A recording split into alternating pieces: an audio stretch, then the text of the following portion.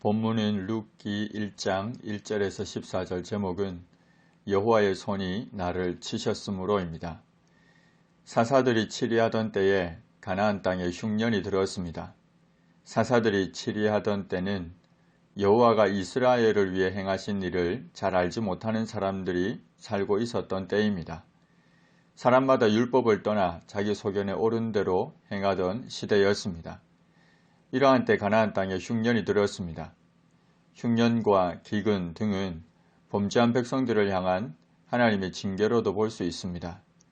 이때 유다 베들레헴에 한 사람이 그의 아내와 두 아들을 데리고 모압 지방에 가서 거류했습니다. 베들레헴을 떠난 것은 하나님께서 주신 기업을 버린 것으로 신앙이 돈독하지 못했음을 보여줍니다.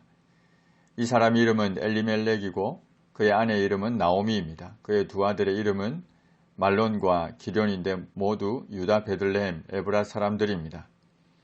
그들이 모압 지방에 들어가서 거기 살았습니다. 그러다 나오미의 남편 엘리멜렉이 얼마 지나지 않아 죽고 나오미와 그의 두 아들이 남았습니다. 그들은 모압 여자 중에서 그들의 아내를 맞이했습니다. 모압과 암몬 자손들은 영원히 여호와의 총회에 들어오지 못하도록 규정한 율법을 고려할 때 모압 여인들과 결혼한 것은 하나님의 율법을 어긴 것이라 볼 수 있습니다. 모압 여인 중 한 사람의 이름은 오르바이고 또 한 사람의 이름은 룻입니다.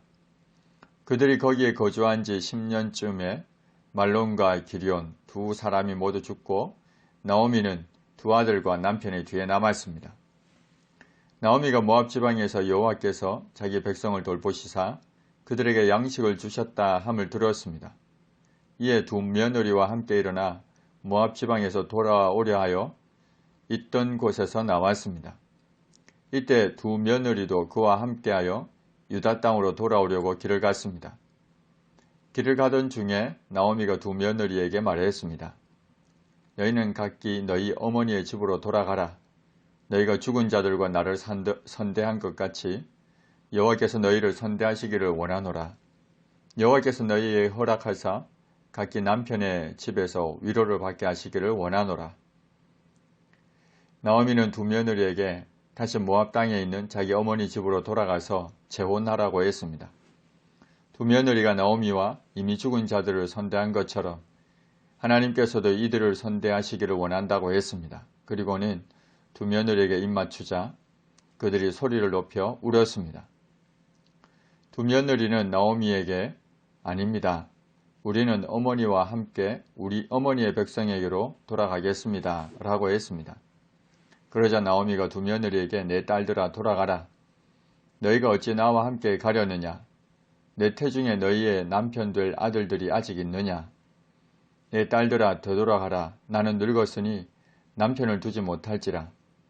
가령 내가 소망이 있다고 말하든지 오늘 밤에 남편을 두어 아들들을 낳는다 하더라도 너희가 어찌 그들이 자라기를 기다리겠으며 어찌 남편 없이 지내겠다고 결심하겠느냐. 내 딸들아 그렇지 아니하니라.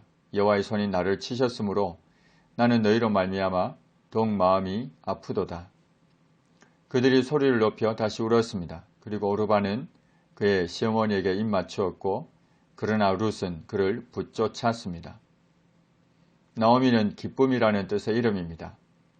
그러나 그녀가 살던 때는 여호와께서 행하신 일을 알지 못하던 사람들이 살던 때였고 사람마다 각기 소견에 옳은 대로 행하던 때였습니다.